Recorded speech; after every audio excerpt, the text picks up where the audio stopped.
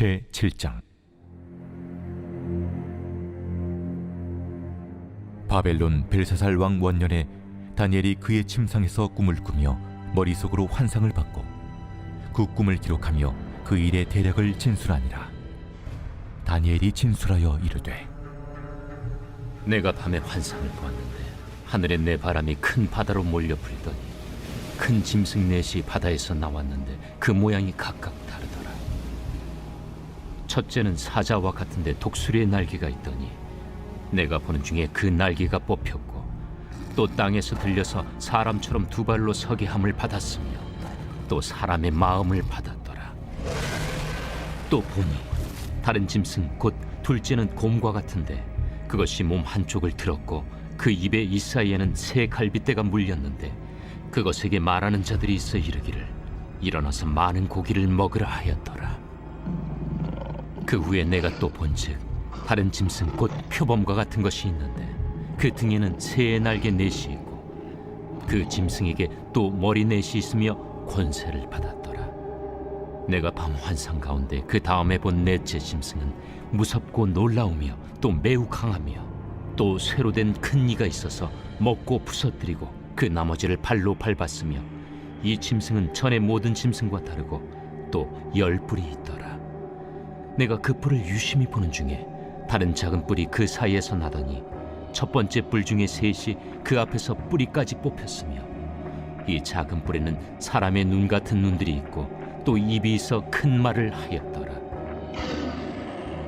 내가 보니 왕자가 놓이고 옛적부터 항상 계신 이가 좌정하셨는데 그의 옷은 희기가 눈 같고 그의 머리털은 깨끗한 양의 털 같고 그의 보좌는 불꽃이요 그의 바퀴는 타오르는 불이며 불이 강처럼 흘러 그의 앞에서 나오며 그를 섬기는 자는 천천히요 그 앞에서 모셔 선 자는 만만이며 심판을 베푸는데 책들이 펴 놓였더라.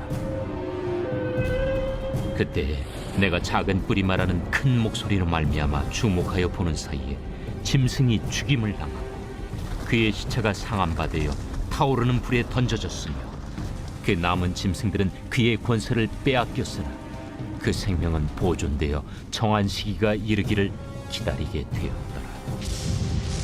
내가 또 밤 환상 중에 보니 인자 같은 이가 하늘 구름을 타고 와서 옛적부터 항상 계신 이에게 나아가 그 앞으로 인도되며 그에게 권세와 영광과 나라를 주고 모든 백성과 나라들과 다른 언어를 말하는 모든 자들이 그를 섬기게 하였으니 그의 권세는 소멸되지 아니하는 영원한 권세요 그의 나라는 멸망하지 아니할 것이니라.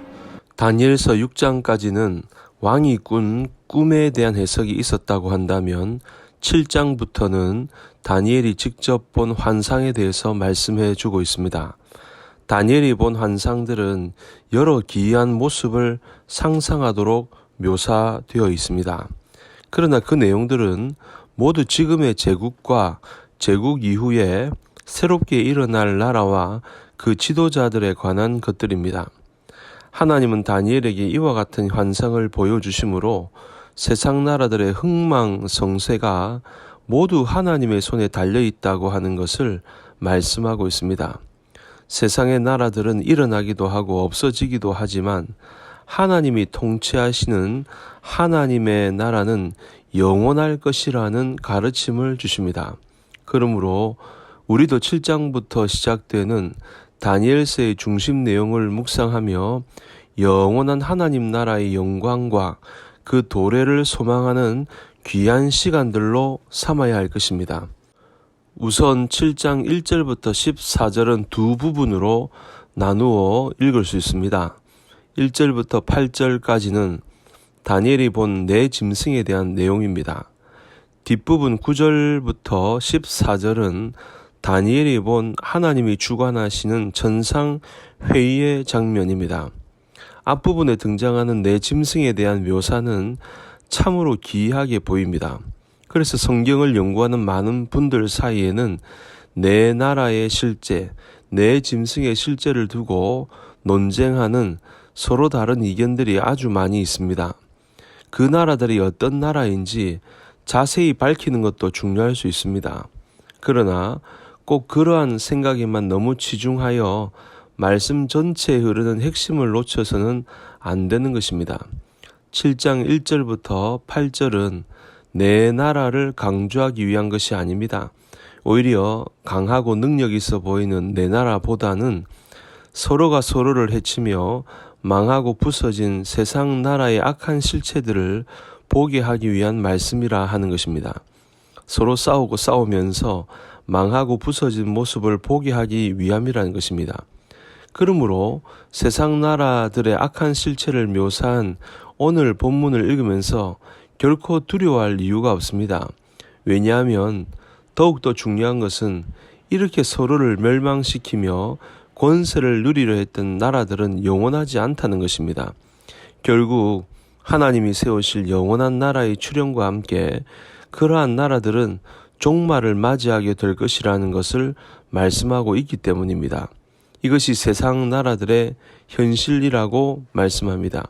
그러니 세상의 나라가 아무리 흥해도 결국은 우리 하나님의 나라가 오면 그때는 한순간에 사라지게 되는 것입니다. 하나님의 나라 앞에서 모두 잠잠하게 되는 것입니다. 그것이 하나님의 나라가 세상 나라에게 주는 교훈입니다. 그러니 세상 나라에 대해서 전혀 두려워할 필요도 없고 그들을 부러워할 필요도 없는 것입니다.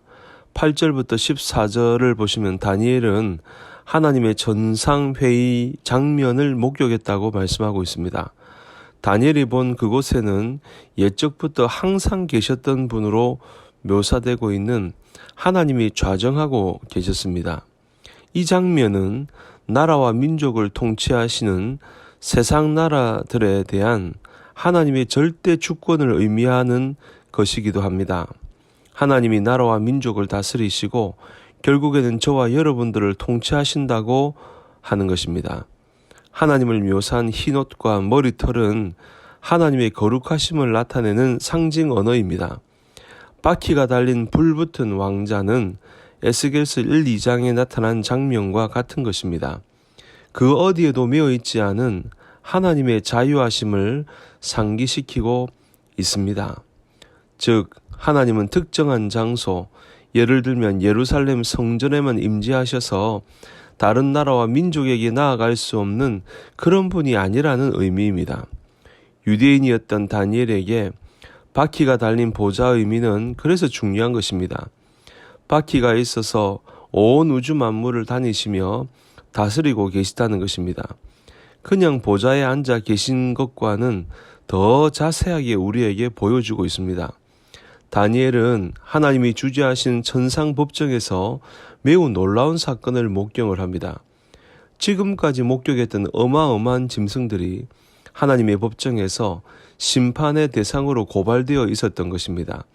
더 놀라운 사실은 가장 강력해서 앞에 세 짐승을 한 번에 제압했던 네 번째 짐승이 나오는데 그 네 번째 짐승이 다른 세 짐승보다 먼저 처형을 당하고 새 짐승들 역시 모든 능력을 빼앗기고 재판장이신 하나님이 정하신 때까지 생명만 보존된 채 기다리는 신세로 전락해버리는 장면입니다.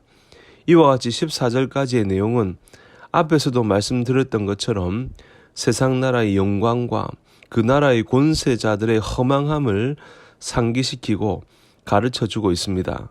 우리도 만약 하나님 나라에 대한 소망이 없었다면 결국 하나님의 심판대 앞에서 허무하게 없어지고 말 세상 나라의 영광을 쫓는 어리석은 인생을 살았을 것입니다.